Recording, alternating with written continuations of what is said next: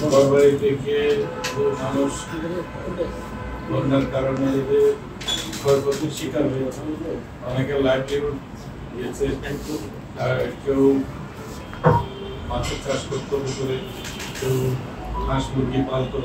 নানানভাবে গ্রামীণ মানুষের যে অর্থনৈতিক উদ্যোগগুলো ছিল সেগুলি তারা হারিয়েছে।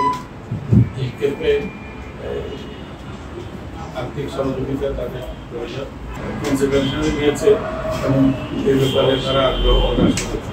এগুলি আমরা তাদের এই আগ্রহের বিষয়টা আমাদের বিজেপিকে আমরা জানাবো। আশা করি এখনো তারা সহযোগিতা করছে, ট্রাকের মাধ্যমে করছে, সংস্থানের মাধ্যমে তারা সহযোগিতা করেছে। যেগুলি মাঠ পর্যায়ে এনজিওগুলি তাদের সহযোগিতা নিয়ে মাঠে কাজ, এই কাজগুলো আমরা করেছি সেগুলি সম্পর্কে জানতে চেয়েছেন, বিষয়ে জানতে চেয়েছেন তারা।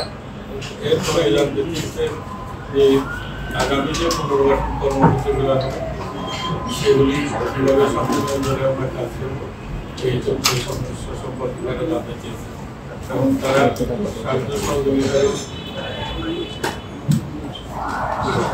আশ্বাস দিয়েছে।